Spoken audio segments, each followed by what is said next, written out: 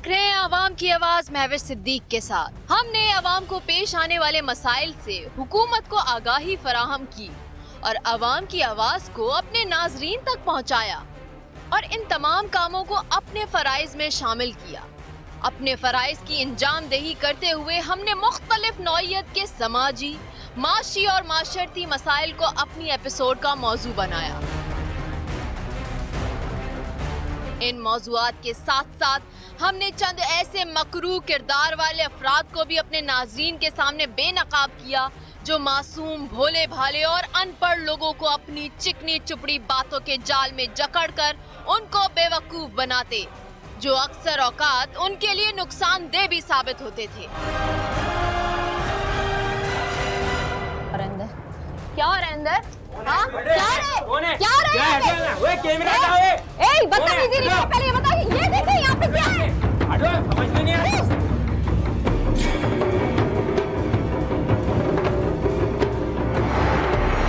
ये देखें यहाँ पे, ये देखें ये क्या लटका हुआ है यहाँ, और ये देखें ये है मेरे ख्याल से वो आलिम। अल्लाह तौबा, सबसे पहले ये उल्लू लटका हुआ है। जो भी है, तुम क्या कर रहे हो यहाँ पे? तुम्हारा कोई मजहब है? क्या काम कर रहे हो? इसने बाहर निकाला है, बताओ क्या कर रहे हो? भाई हम कोई गुनाह नहीं कर रहे, तुम लोग जाओ यहाँ पे। गुनाह नहीं कर रहे हो? क्या क्या क्या भस्म करोगे?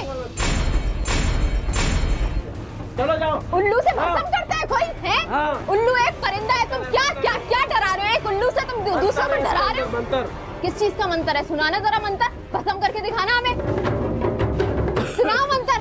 जैसा कि आपने देखा कि इन एपिसोड्स की अक्सबंदी के दौरान हमारी टीम को किन किन दुश्वारियों से गुजरना पड़ा।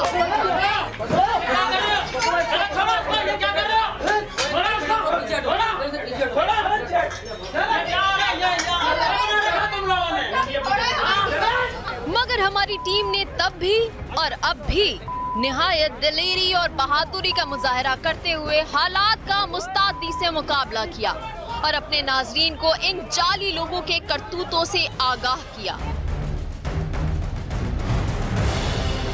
क्या हो रहा है यहाँ पे? हाँ, क्या हो रहा है यहाँ पे? कैमरा आने दो, कैमरे के साथ बात कर, सुनो नहीं करो। अरे तुम कहाँ पे हो? जरा तुम बाहर निकलो। अभी हमें देखा कि हमारी टीम मेंबर जो अंदर थी वो अभी तक अंदर ही है, उसको बाहर नहीं आने दे रहे, उसको तो बाहर निकालो। इन प्रोग्राम्स के नशर होने के बाद से अब तक हमें अपने नाजरीन के मुतादिद खुतूत और टेलीफोन कॉल्स मौसूल हुए हैं जिनमें हमसे सवाल किया जा रहा है कि अगर सारे ही आमिल जाली हैं तो असली कौन है? हम अपने रूहानी मसाइल का हल किससे हासिल करें? हमारे नाजरीन का मसला यकीनन गौर तलब था, लिहाजा हमने इस एपिसोड की रिकॉर्डिंग से पहले इंतहाई दिल जमाई के साथ रिसर्च की और आखिरकार एक सनद याफ्ता आलिम तक हम पहुँच ही गए।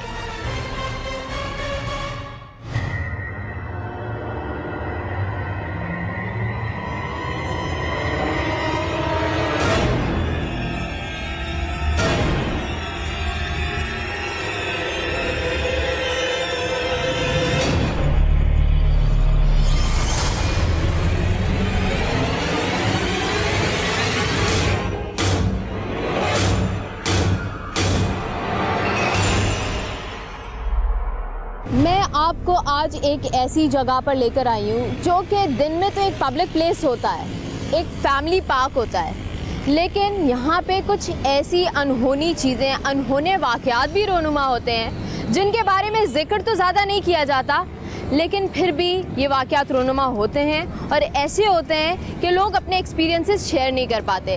तो इस वक्त मैंने मदद मांगी है नूर जमान नक्शबंदी साहब से, उनके साथी और उनके शागिर्द हमारे साथ मौजूद हैं। सबसे पहले बहुत बहुत शुक्रिया कि आप हमारी मदद के लिए यहाँ आए हैं।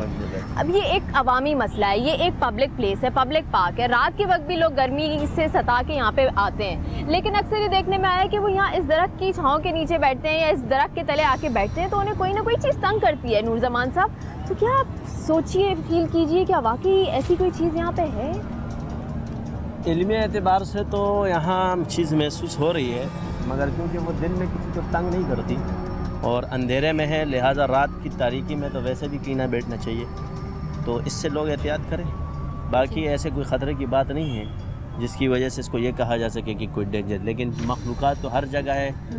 बाकी इस पार्क में हम घूमे हैं मगर वहाँ महसूस नहीं हुआ, लेकिन इधर है, इधर महसूस हो रहा है आपको। तो आप क्या समझते हैं, यहाँ पे अच्छी चीज़ है, यहाँ पे बुरी चीज़ है, क्या है? इस वक्त तो यहाँ पे दोनों चीज़ों का बसेरा है, और अच्छी भी है और बुरी भी। तो अभी अगर हम यहाँ खड़े हैं तो हम सेफ़ हैं? बिल्कुल सेफ हैं। तो अगर हम थोड़ा सा और आगे चलते हैं, आप लोग भी आइए साथ, देखिए ये ऐसी जगह है जो काफ़ी वीरान है। ये देखिए यहाँ पे भी एक दरख्त है, और ये एक फाउंटेन टाइप की जगह होगी ना, जिस तरह फुवारा होता है, लेकिन उन्होंने इस जगह को डंप कर दिया है, यानी ये इस्तेमाल में नहीं लाई जा रही जगह। वहाँ पे घास फूस है, ये बैठने की जगह भी नहीं बनाई गई। तो क्या वाकई यही वजह होगी? इमली का पेड़ भी बराबर में, इमली के पेड़ पे तो कहते हैं कि वाकई होते हैं। ये तो एक लोगों की अपनी वो सोच है, कहीं भी हो सकते हैं, मगर सुनसान रहने की वजह यही है कि यहाँ ये मखलूक़ात है तो यहाँ किसी को रहने नहीं देते, किसी चीज़ को आबाद नहीं करते। अच्छा, अभी आपने कहा कि ये चीज़ें हमें नुकसान नहीं पहुंचा सकती, तो ये चीज़ें कब नुकसान पहुंचाती हैं इंसान को? देखिए मखलूक़ात हैं अल्लाह की जो रहती है हर जगह, अच्छी बुरी भी रहती है, सही भी रहती है। तो जो यहाँ रह रहे हैं, अगर कोई आ गया उसको थोड़ा तंग करके भगा देंगे, बाकी उनको नहीं छेड़ेंगे। अच्छा, कोई किसी की जान ले सकता है? बिल्कुल ले सकते हैं, जान भी ले लेते हैं। तो ऐसी क्या दुश्मनी हो जाती है? इंसान कैसे तंग कर सकता है एक ऐसी चीज़ को जो उससे देख भी नहीं सकता? इसकी वजह ये नहीं है, वजह ये है कि बात चीज़ें बुरी होती हैं, लेकिन ये हर जगह नहीं है, मगर ये एक वाक़यात हैं कि हो जाते हैं, ये नहीं कि बस हर वक्त होते हैं। अच्छा, ऐसा तो नहीं है मौत का कोई भी सबब बन जाए, तो ये वाक़यात है, ये कोई ऐसी बात नहीं, हादसा है। अच्छा। तो कोई हादसा कभी एक्सीडेंट से भी हो सकता है, हादसा कभी आपका जिन से भी हो सकता है, हादसा बीमारी का भी हो सकता है, तो ये हादसा है। लेकिन ये ऐसे नहीं कर सकते हैं, ये मतलब कि सबको मारेंगे। अच्छा, हमारा एक बंदा है सलमान, उसके हाथों में वो कह रहा है कि मुझे ऐसा भारी भारी फील हो रहा है, कुछ हाथों में फीलिंग्स आ रही हैं, तो ये क्या है? महसूसात होने का। तो ये ज़हनी तौर पे कुछ वो है कि वो सोच के आया हुआ था कि यहाँ पे कुछ है? असल वजह ये है कि किसी चीज़ को महसूस करने का इल्म होता है, ठीक है। अब आपको महसूस नहीं हो रहा होगा, औरों को नहीं, लेकिन जिनको अल्लाह ने इल्म दिया उनको महसूस होता है। अगर मिसाल के तौर पे आपने बुखार को चेक करना है तो उसका थर्मामीटर जुदा है, मगर बाकी बीमारियों के आलात जुदा है। इसी तरह ये इल्म भी है, और ये एक दिन में किसी को सिखाया भी नहीं जाना सके, लेकिन उसको फीलिंग हुई है। अब वो उनसे पूछे कि उनकी हुई है, लेकिन हमारा इल्म ये कहता है आपको फीलिंग हो या ना हो, मगर यहाँ चीज़ है, हमें हो रही है। अच्छा, आप क्या समझते हैं? अच्छा, आप क्या समझते हैं? आपको क्या फीलिंग्स हुई, आपको क्या महसूस हुआ यहाँ पे आके? यहाँ मल्टीपल चीज़ें मौजूद हैं, एक चीज़ नहीं है, काफ़ी चीज़ें मौजूद हैं, यानी पॉजिटिव भी और नेगेटिव भी? नेगेटिव दोनों मौजूद हैं, और ये दरख्त भी है और इसके बराबर वाला दरख्त भी। कौन सा? वो वाला दरख्त भी है। चलिए हम उधर चलते हैं। ये तो हमें दिखने से ही लग रहा है कि खौफ आता है इसको देखते ही, क्योंकि ये पीपल का पेड़ है, इसके हवाले से लोग हमेशा चुड़ैल भूतों की बातें करते हैं, लेकिन ये जो सामने है ये तो इमली का दरख्त है। अक्सर लोगों के घरों में भी इमली के दरख्त होते हैं। ज़रूरी नहीं कि हर इमली के दरख्त पर हो, मैंने आपसे पहले ही अर्ज़ कर दिया है कि यहाँ ज़रूरी नहीं कि आप इसको ये कहें जी इमली का दरख्त है तो वहाँ होगा, ये नहीं है। घरों में भी होते हैं, जहाँ इंसान बसते हैं वहाँ ये भी बसते हैं। अच्छा, नीम के दरख्त पे कहते हैं कि नहीं होता? नहीं, ये भी बात, ये भी मंतक की बातें हो भी सकता है, हो भी सकता है, हर जगह बैठते हैं। अच्छा, अभी आप चेक करके बताइए, या कुछ फातिया यहाँ पे दमदरूद कर दीजिए, क्योंकि इतने सारे बच्चे आते हैं, ख़वातीन आती हैं यहाँ पे, ताकि ये जगह सेफ हो जाए। इंशाल्लाह तंग नहीं करेंगे, बस ये ऐसे है कि यहाँ इनके एरिए में आकर के रात के ही तंगी है, तो रात को यहाँ क्या करते हैं, मत आए रात के 1 बजे 1:30 बजे ना करें। दिन में आ जाए तो रात का क्या है काम है कि बंदा यहाँ कर बैठे, नुकसान तो पूरे दिन में आपको छेड़ते नहीं, रात को आप छेड़े। हम उस जगह चलते हैं जहाँ पे अक्सर यहाँ पे इस पार्क में पब्लिक नहीं जाती, वो एरिया डार्क रहता है और वहाँ पे बहुत पुराने दरख्त भी मौजूद हैं। और जैसा कि अभी हमारी टीम मेंबर ने इंकशाफ किया कि इन्हें कुछ लोगों ने स्टोरीज़ बताई हैं कि सामने एक औरत की मौजूदगी उन्होंने देखी है कि जो फिर रही होती है, अक्सर देखने में आया है। लेकिन उस जगह पे मैं देखी हूँ कि कोई मर्द हजरात नहीं है, बच्चे नहीं है, तो वो खातून का वहाँ पे होना बड़ी मायूब बात है।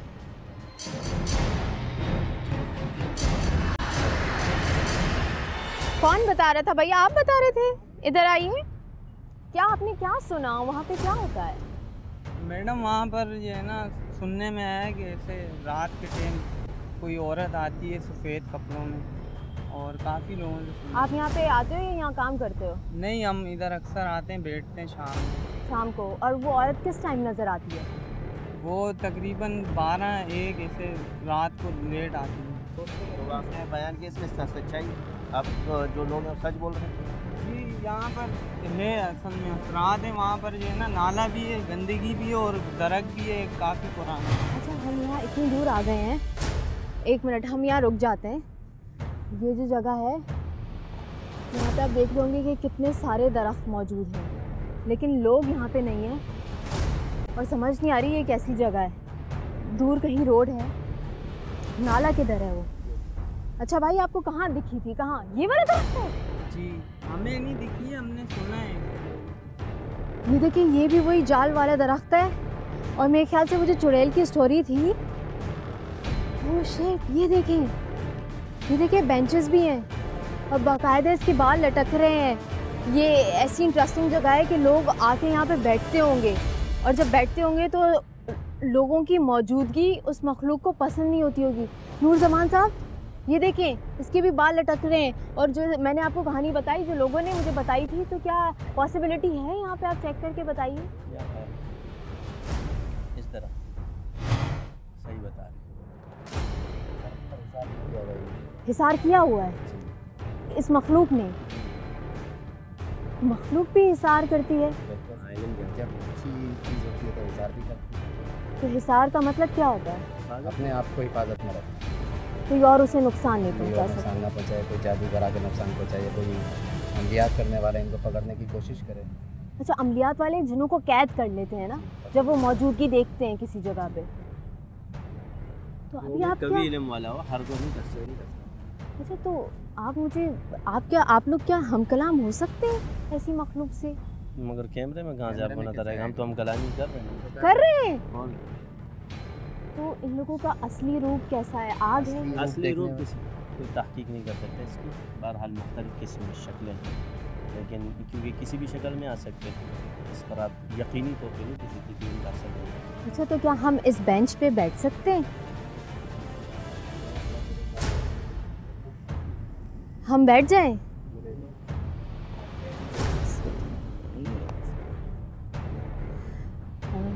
नुज़मान साहब, मुझे तो डर लग रहा है, अजीब सी फीलिंग हो रही है। मतलब मैं इजी नहीं हूँ, स्लो हो गई है, स्लो हुई है, तेज़ नहीं हुई।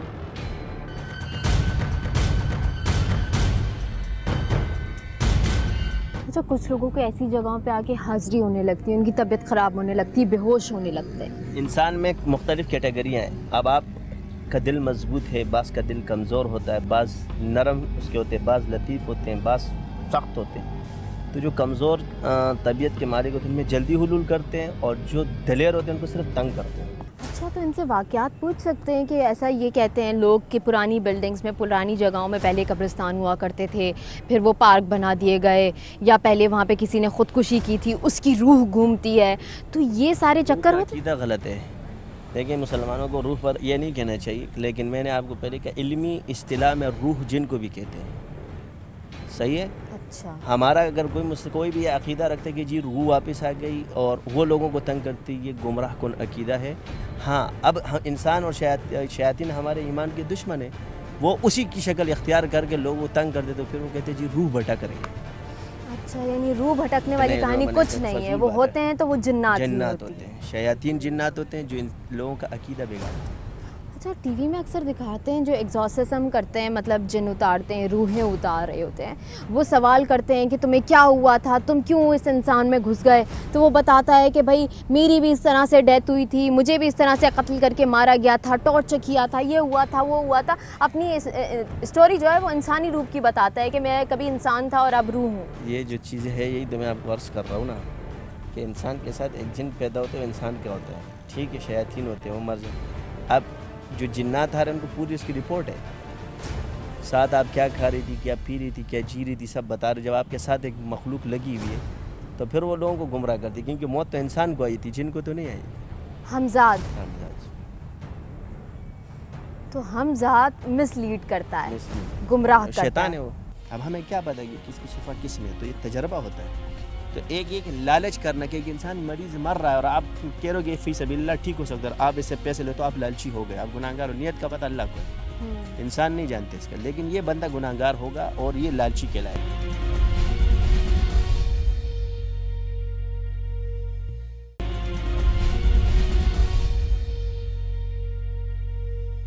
नूर जमान साहब और उनके साथियों को लेकर हम कब्रिस्तान आ गए हैं, और कब्रिस्तान आने की वजह यह है कि कब्रिस्तान के हवाले से लोगों के बहुत सारे तासुरात होते हैं। कुछ लोग ये कहते हैं कि अंधेरे के वक्त कब्रिस्तान आना ही नहीं चाहिए, कुछ लोग कहते हैं अकेले कब्रिस्तान से गुजरना नहीं चाहिए, ख़वातीन का तो आना ही ममनू है कब्रिस्तान में। इस हवाले से हम हज़रत साहब के साथ हैं, इनसे हम पूछते हैं क्या फ़ीलिंग्स आ रही हैं, अच्छी या बुरी। कब्रिस्तानों की जो मेन वजह है, आज शब जुमा भी है, तो कि हमें आखिरत की याद आए, इसलिए ज़ियारतुल क़ुबूर भी आने चाहिए कि इंसान को आखिरत की याद आए कि हमें एक दिन मरना है, ये हमारी पहली मंजिल है। इसलिए कब्रिस्तानों में जाने का आप इस्लाम ने हुक्म फरमाया कि इंसान को अपनी आखिरत याद आए, मौत याद आए कि हम हमारे साथ जीते चलते इंसान थे, ये भी हमारे साथ रहते थे, आज इन कब्रों में। मगर क्योंकि फ़ी ज़माना कब्रिस्तानों को जादू की नगरी बना दिया गया है, या ये तो हर अच्छाई की वजह से, बुराई की वजह से अच्छाई ख़त्म नहीं हो जाती, बल्कि उसको अच्छाई के लिए हर चीज़ का एक मनफी पहलू भी और मस्बत पहलू भी है।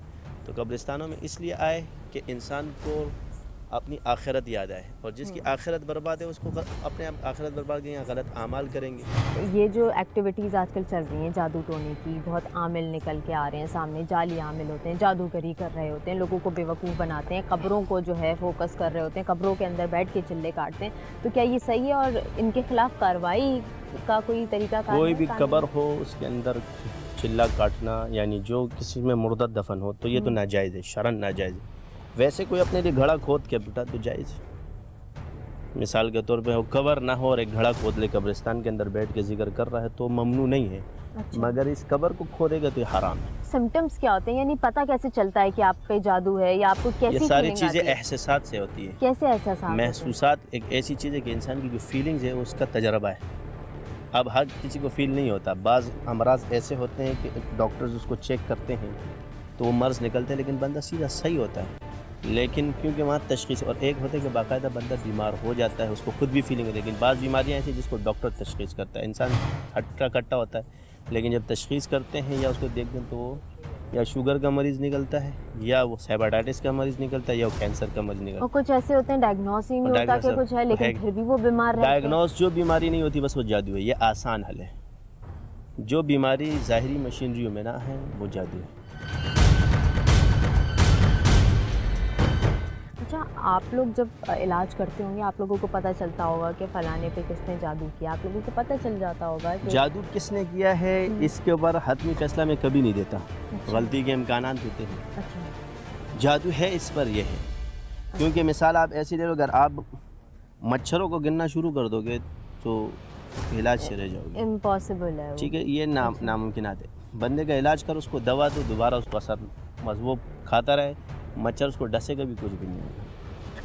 अगर आप इसमें पड़ गए कि मुझ पे किसने जादू किया, तो बाज़ ने कहा जी अगर मच्छरों का भी पता चल जाए तो फिर ठीक है, डॉक्टर बन जाओ। लेकिन ये है ना कि जो जादूगरी करते हैं वो जब तक ख़त्म नहीं होंगे उस दुनिया से, ये जादूगरी, ये नेगेटिविटी कहाँ से ख़त्म होगी? क़यामत तक रहो, लड़ाइयाँ हैं नफ्स और शैतान से है तेरी जंग जारी, कभी उसका पल्ला भारी कभी तेरा भाई। कहाँ से शैतान मर, तो जब तक हम मर जाएंगे तब तक शैतान है बस।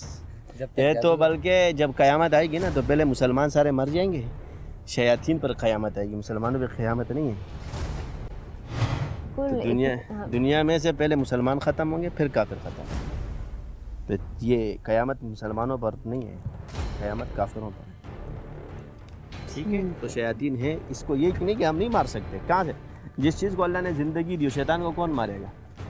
नहीं, हमारा कानून भी स्ट्रांग नहीं है ना। अगर कोई आमिल पकड़ा जाता है, एक आमिल मैंने देखा था जिसने एक बच्ची की बलि चढ़ा दी, क्योंकि वो चाहता था कि उसके बच्चे के पास ऐसी पावर्स आ जाएं जो खुद वो अमल करके चाहता था, लेकिन वो तब आती जब वो अपने ही बेटे की उम्र की किसी बच्ची की बलि चढ़ाता। तो उसने एक बेचारे गरीब शख्स की बच्ची जो कि बीमार थी, जिसका इलाज डॉक्टर से हो सकता था, उसने उसकी बलि चढ़ा दी और वो पुलिस के हाथों लग भी गया, लेकिन कानूनी तौर पे कोई कार्रवाई नहीं हुई। हमारे आलिम दीन, इतने बड़े बड़े लोग, मुफ्ती हजरात, फतवे जारी होते हैं, दूसरे फैसले लिए जाते हैं, मजहबी उमूर की वजारतें हमारे पास मौजूद हैं, दूसरे लोग मौजूद हैं, लेकिन उस हवाले से उस पर्टिकुलर टॉपिक को कोई हाईलाइट नहीं करता। इस जादूगर का क्या अंजाम होना चाहिए? ये तो हुकूमत वक्त का काम होता है। आपने पेश कर दी, आप कहते ना काम है, मैंने कह दी ये चीज़ गलत है, आलिम ने फतवा लगी। आलिम का काम नहीं है कि इसके ख़िलाफ़, क्योंकि फिर तो आपकी जो वो है वो ख़राब हो जाएगी, क्योंकि बास काम हर किसी की नहीं होती। आलिम का इतना है कि इस हदीस का कि हाथ से रोकना, ज़बान से, और दिल में बुरा, तो दिल में बुरा आवाम जानेगी, ज़बान से उलमा कहेंगे, हाकिम हाथ से रोकेगा, क्योंकि उसके पास हुकूमत है। तो जो हाकिम वक्त होगा अल्लाह उससे पूछेगा। आलिम ने अगर उसके कहा कि गलत था तो आलिम से अल्लाह नहीं पूछेगा, आवाम ने इसको गलत जाना है, हाकिम का काम है उसको सजा दी।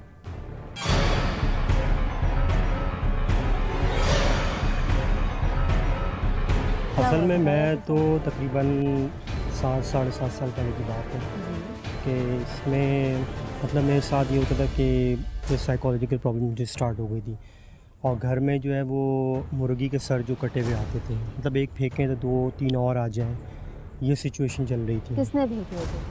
मतलब लगता तो ऐसा था कि कब्जे फेंक रहे हैं, लेकिन बराबर वालों के घर में भी कब्जे फेंके, मतलब हमारे बराबर भी घर है उसमें भी तो कब्जे फेंक के जाए, वहाँ पे फेंक के नहीं जा रहे, सिर्फ आपके घर में? हाँ, मतलब एक दो आने चलो तो वो तो एक बात समझी जाती है ना, मतलब 20-25 हम रोज़ाना के फेंक रहे हैं सर। तो अपनी पहले मुझे कैफियत बताइए, कैफियत क्या होती थी? मुर्गी के सर तो कोई फेंक रहा था, लेकिन आपकी जहनी कैफियत उस वक्त क्या होती थी? देखिए, जहनी कैफियत के अंदर मुझे जो फील जो होता था ना, वो ये होता था कि मुझे हर वक्त नींद आती थी। फिर मैंने जो है फिर मुझे पता चला कि इनके बारे में, फिर इस तरह की सिचुएशन भी हो रही थी कि मुर्गी के सर कटे हुए आ रहे थे। एक मरतबा तो गाय का सर आ गया गेट के सामने। गाय का सर तो इतना बड़ा होता है, यानी कोई हाँ, जानवर भी नहीं उसको उठा के लेके हाँ, तो यही तो मैं आपको बता रहा हूँ। एक मरतबा गाय का सर आ गया और 2 मरतबा हमारे घर के सामने जो है बकरे के सर आए। तो तशखीस क्या हुई? क्या वो जादू टोना था या कोई मखलूक़ात आपको तंग कर रही थी? नहीं, मैंने तो जहाँ तक हजरत से पूछा था उन्होंने जादू का मुझे बताया था। फिर मेरा सेकंड सवाल जो एज़ यूजुअल जो होता है कि किसने किया, तो उन्होंने बोला भाई इस चक्कर में ना पड़ो, तो उन्होंने कहा बस सिर्फ वजीफ़ा करो। तो वजीफ़ा करने में ये होता था कि मतलब जब वेरी फर्स्ट डे हमारे यहाँ एक बिल्ला रहता था, मैं आपको बताता हूँ। तो वो मतलब जब मैं वजीफ़ा लेकर आऊँ जुम्मे वाले दिन, मुझे अच्छी तरह से याद है कि मैं जुम्मे के दिन मैं वजीफ़ा लेकर आया हूँ और हमने सैटरडे से स्टार्ट किया था। तो मतलब मैंने फ़जर में पढ़ना शुरू किया और बिल्ला ने चीखना शुरू किया। मैं दुरूद शरीफ मैंने स्टार्ट किया और बिल्ले ने चीखना शुरू किया। वो हमारे बराबर के यहाँ जाके उसने चीखना शुरू किया। उसके बाद फिर वो मोहल्ले से ही गायब हो गया। वो मतलब 6 महीने से वो तकरीबन हमारे यहाँ रह रहा था और हमने ना ही उसको मारा पीटा, कुछ भी नहीं। मतलब वो वजीफ़ा से शुरू किया और उसने चीखना शुरू किया और उसके बाद फिर वो चला गया और तकरीबन मेरे ख्याल से 1 हफ़्ते में हमारे पास सर आना बंद हो गए थे ऑटोमेटिकली, खुद ब खुद। मुझे नहीं पता कि क्या सिचुएशन थी क्या नहीं थी। अच्छा हज़रत साहब, मैं आपसे ये क्वेश्चन करूँगी। आपने भी मुझे बताया कि मंजिल आपने पढ़ी। मंजिल हर कोई रेकमेंड करता है ना आपको, किसी के साथ भी जादू टोना होता है, लेकिन आजकल इतने सारे रूहानी मुआलिज बैठे हुए हैं, अपनी मर्ज़ी से नंबरिंग बता देते हैं। अब एक शख्स बीमार है ऑलरेडी, वो मंजिल पढ़े जा रहा है और फिर शिकायत किए जा रहा है कि जितनी मैं मंजिल पढ़ रहा हूँ उतनी मेरी तबीयत और ज़्यादा ख़राब हो रही है। तो सिचुएशन जो इतनी बुरी होती है वो वर्स्ट हो जाती है और बुरी हो जाती है। तो उस हवाले से लोगों को गाइडेंस के लिए आप कुछ बताना चाहेंगे?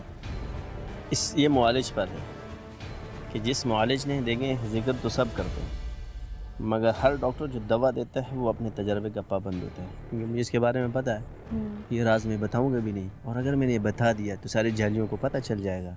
लिहाजा इस पर तो मैं नहीं बताऊँगा, नाराज़ नहीं होगा। रहा ये मुआलिज का काम है, मुआलिज आए इसी में तो उसकी महारत में पता चलता है कि इसकी तबीयत क्यों ख़राब हो रही है। अब हमें क्या पता कि किसकी शिफा किस में, तो ये तजर्बा होता है। तो एक ये कि लालच करना कि इंसान मरीज़ मर रहा है और आप कह रहे हो फ़ी सबिल्लाह ठीक हो सकता है, आप इससे पैसे लो तो आप लालची हो गए, आप गुनाहगार हो। नियत का पता अल्लाह को है, इंसान नहीं जानते इसका, लेकिन ये बंदा गुनाहगार होगा और ये लालची कहलाएगा।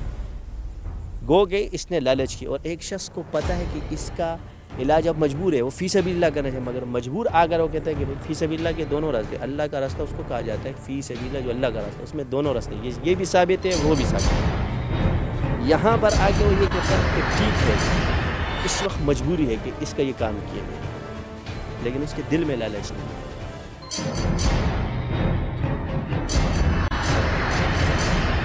तो जिस पे हाजिरी आती है वो अपने आप पे कंट्रोल कर सकता है खुद? जो हाजिरी मौका खुद से ला सकता है? बिल्कुल, जिसके पास ये इल्म होता है वो ला भी सकता है और भेज भी सकता है लोगों की फलाह के लिए। मैं हज़रत के पास आया तो हज़रत ने मुझे वज़ाइफ दिए पढ़ने के लिए। वो जब मैंने शुरू किया तो अल्हम्दुलिल्लाह मुझे फ़ायदा हुआ।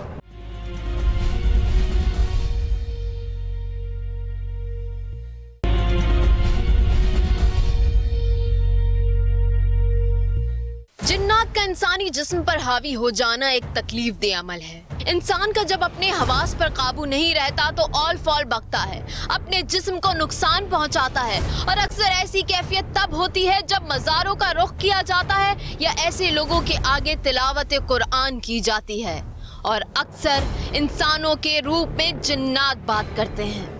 नूर ज़मान नक्शबंदी साहब की खानकाह में हम यहाँ मौजूद हैं। बहुत ज़्यादा जिक्र हुआ जिन भूतों का, हाजरियों का, तो अभी हम फोकस करेंगे रूहानी तरीका इलाज पे और ये भी जानेंगे कि जिन्नात अगर किसी पर हावी हो जाएं तब क्या कैफियत होती है, एक हाजरी की कैफियत क्या होती है और इन दोनों कैफियत में डिफरेंस क्या होता है। तो हज़रत सबसे पहले मुझे ये बताइए रूहानी तरीका इलाज क्या है? असल में रूहानी इलाज, क्योंकि ये इस्तिलाह बड़ी मशहूर हो चुकी है और कोई ये ना पहचान सके कि रूहानी इलाज सर गया। रूह यानी ऐसी मख्फी पोशीदा क़ुव्वतें जो जिन्नात हैं, और इस्तिलाह इल्मी के अंदर जिन को भी रूह कहा जाता है, इंसान के अंदर भी जो रूह है उसको भी रूह कहा जाता है। तो इससे जो तशख़ीसें की जाती है या उनके ज़रिए या इंसान की कोई रूहानी परवाज़ इतनी बुलंद हो जाए कि वो अल्लाह के इतने क़ुर्ब से कि इसको ये तमीज़ होना चाहिए, इन उलूम से वाकिफ़ हो जाए, तो इस तशख़ीस को रूहानी तरीक़ा इलाज कहते हैं। चाहे वो मुअक्किलात के ज़रिए हो, चाहे वो जिन्नात के, चाहे वो इंसान की अपनी इल्हाम और इल्क़ा, इसमें पीछे पोशीदा यही चीज़ें हैं। तो इल्हाम और इल्क़ा ये ख़वास को होता है और ये जो जिन्नाती तशख़ीसें ये आम लोग भी कर सकते हैं।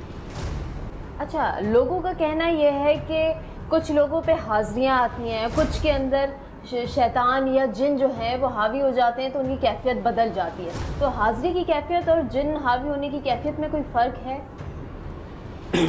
हाज़री इस्तिलाह में मौक्किल को कहते हैं, यानी और जिन्नात हावी हो जाना वो एक वो बीमारी है और ये डॉक्टर है जिस पर आ रहा है मौक्किल, इसको कहते हैं हाज़री आ गई तो ये इलाज करते हैं, मुआलिज है। और जो जिन के लपेटे में वो मरीज़ है। अच्छा, यानी हाज़री जिसको हो रही है उससे पॉजिटिव काम करवा सकता है, लेकिन जिसके ऊपर जिन्नात हावी हो वो मुआलिज जो मरीज़ है वो अपने ऊपर भी कंट्रोल नहीं कर सकता। तो जिस पे हाज़री आती है वो अपने आप पे कंट्रोल कर सकता है खुद? जो मौके खुद से ला सकता है? बिल्कुल, जिसके पास ये इल्म होता है वो ला भी सकता है और भेज भी सकते हैं लोगों की फलाह के लिए। जितने बुजुर्गाने दीन गुजरे हैं उनका हवाला देकर अगर कोई शख्स कहता है कि उनकी हाज़री आ रही है, जैसा कि शाह अकीक के बारे में कहा, उसके मौक्किल की हाज़री आई है, ठीक है, क्या बुजुर्ग है? मुशरिक है,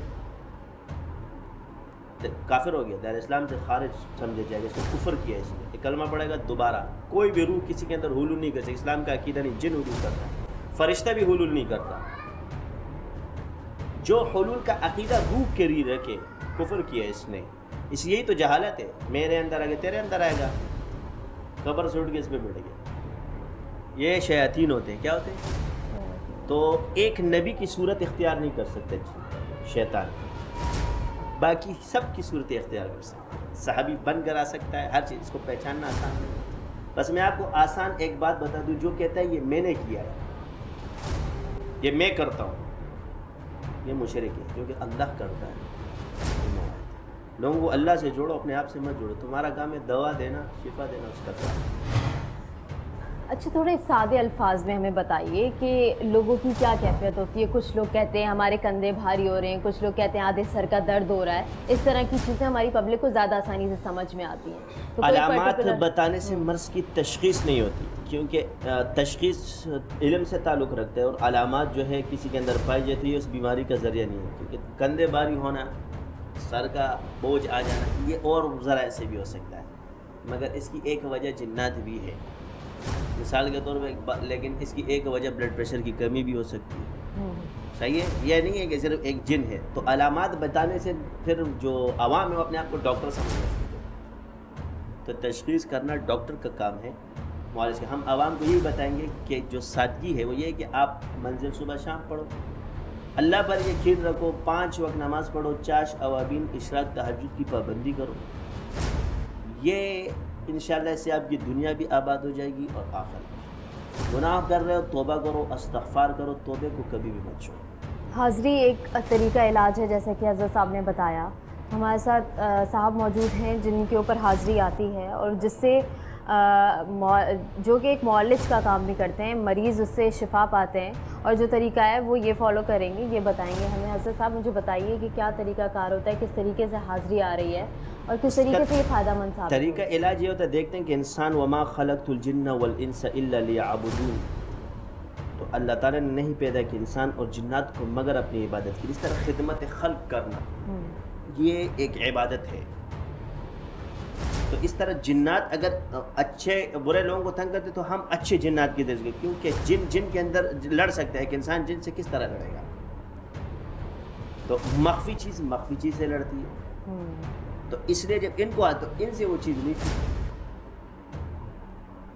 तो इसको कहते हैं कि इलाज बिल मिसल, एक इलाज बिल ज़िद है। तो वो इलाज बिल ज़िद मौक़िलात में आ जाते हैं, वो फरिश्ते वो बहुत बड़े बुजुर्ग।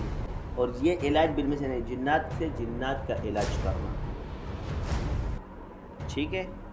तो इससे हम ये तरीका के इन पर ही बुजुर्ग हाजिर होते हैं। तो हुलूल जो है वो सिर्फ जिन करता है और शैतान, बस ये अपने अकीदा रखो। जिसने कहा कि फरिश्ता और रूह हुलूल करती है, ये इस्लाम का अकीदा नहीं। ये खुद आए और ख़ुद चले गए। जिन खुद से जो आएगा तो हमारे पर आएगा, यही फर्क मरीज और मालिक। सही हो गया। अब क्या बात क्या फीलिंग थी, क्या कंडीशन थी, क्या होता है, कुछ आपको पता होता है? हाँ दिमाग हाजिर रहता है, ये नहीं है कि हम अनजान हो इस चीज़ से।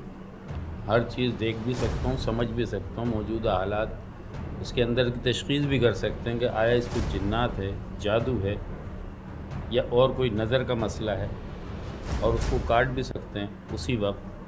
ये सारी चीज़ें सामने होती हैं। ऐसा नहीं है कि ये हाजिर हो गए तो हम इससे लाइल में, ऐसा नहीं होता। अच्छा, तो ये आपके हुक्म के ताबे होते हैं, आप जब बुलाना चाहें तब आप? ये जब तवज्जो की जाएगी इन पे, ये उसी वक्त हाजिर हो जाएंगे।